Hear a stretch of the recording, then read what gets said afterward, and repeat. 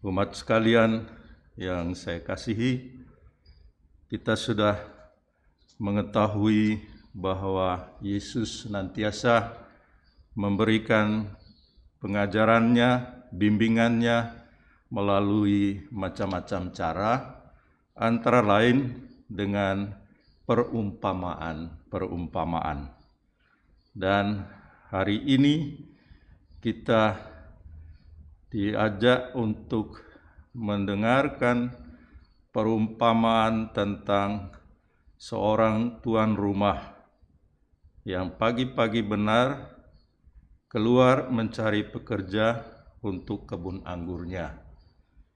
Dan perumpamaan itu menunjuk tentang kerajaan surga, bahwa yang menjadi pemilik kerajaan surga itu seperti seorang tuan rumah yang punya kebun anggur dan ia melakukan hal yang biasa juga, mencari pekerja untuk bekerja di kebun anggurnya. Dan dalam perumpamaan tadi, orang ini tidak membeda-bedakan orang yang dia minta undang untuk bekerja bersamanya di kebun anggurnya. Siapa saja yang dia jumpai, dia ajak mereka dan mereka menanggapi ajakan itu untuk bekerja di kebun anggurnya. Ini suatu perumpamaan yang tentu saja mempunyai maksud, dan maksudnya ialah bahwa Yesus mau menjelaskan tentang apa yang dilakukan oleh pemilik kerajaan surga itu. Kita mengetahui bahwa kerajaan surga itu miliknya ialah Allah sendiri. Dan memang saudara-saudari, kita mengimani Allah yang memiliki kerajaan surga.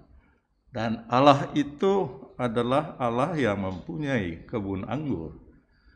Dan kebun anggurnya ialah dunia ini, ialah kita semua. Dan siapa yang menjadi pekerjanya ialah kita semua. Nah, ada beberapa hal yang bisa kita timba dari ajaran Yesus ini. Yang pertama ialah bahwa Allah mempercayakan orang-orang, kita manusia, untuk bekerja bersamanya. Dan saya kira disitulah martabat kita, harga diri kita manusia di hadapan Allah. Tidak ada yang beda bagi Allah. Allah menerima kita semua. Karena itu dia mengajak apapun dan siapapun yang dia jumpai untuk bekerja bersama Allah. Jadi sebenarnya di mata Allah, kita manusia ini punya martabat yang sama. Dan itulah yang terjadi. Itulah yang menjadi ajaran gereja kita. Maka atas dasar ini sebenarnya kita menghargai sesama kita bukan didasarkan atas status atau kekayaan ataupun dia berasal dari suku manapun, tetapi kita dipanggil oleh Tuhan untuk menghargai sesama manusia justru karena dia adalah manusia. Itu yang pertama. Dan manusia kita ini diajak oleh Tuhan untuk bekerja bersama Dia. Maka sikap yang tepat terhadap Allah yang kita imani seperti ini ialah bahwa kita siap untuk bekerja bersama Allah. Apa pekerjaan itu? Ya, itu sesuai dengan profesi atau apa yang sekarang ini kita lakukan, kita laksanakan. Yang kedua ialah bahwa pekerjaan itu dihargai oleh Tuhan sendiri. Dalam pengertian penghargaannya bukan ditentukan oleh kita, tetapi penghargaannya ditentukan oleh Allah sendiri. Yang mesti kita lakukan ialah kita bekerja, kita melakukan apa yang menjadi kewajiban kita. Sedangkan penghargaannya yaitu kita serahkan kepada Tuhan sendiri. Maka yang menjadi ajaran bagi kita ialah kita melakukan saja sebaik mungkin. Apakah itu nanti membuat kita pantas masuk surga? Ya, boleh saja kita mempunyai pandangan seperti itu. Secara tertentu benar pula, karena yang kita lakukan mestinya membawa sesuatu yang baik bagi banyak orang. Namun hasil akhir atau ketentuan akhir itu ada pada Allah sendiri.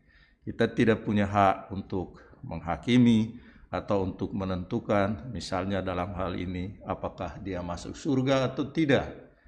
Jadi sebenarnya pandangan-pandangan dalam masyarakat kita yang mengatakan bahwa kalau orang melakukan ini, dia tidak masuk surga, ya itu sebenarnya ajaran-ajaran yang tidak tepat.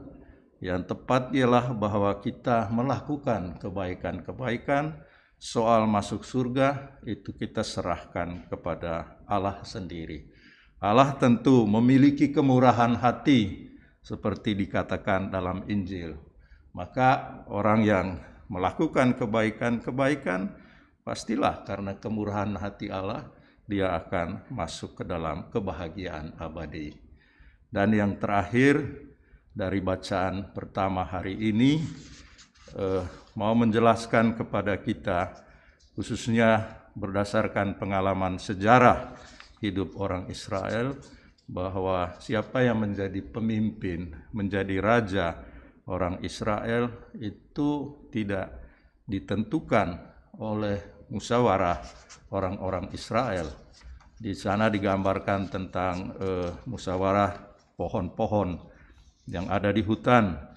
Tetapi sesungguhnya dalam sejarah bangsa Israel, seorang raja yang memimpin mereka itu adalah orang urapan Tuhan, orang yang diurapi oleh Tuhan. Artinya Tuhanlah yang menentukan siapa yang menjadi pemimpin bangsa Israel itu. Maka saudara-saudari, marilah kita melanjutkan perjalanan hidup kita dengan menyerahkan seluruh hidup kita ke dalam tangan bimbingan Tuhan yang murah hati. Yang kita lakukan tidak lain tidak bukan ialah melakukan kebaikan-kebaikan bagi sesama kita.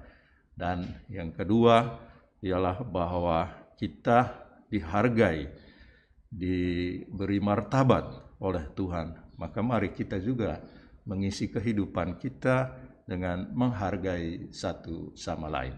Tuhan memberkati.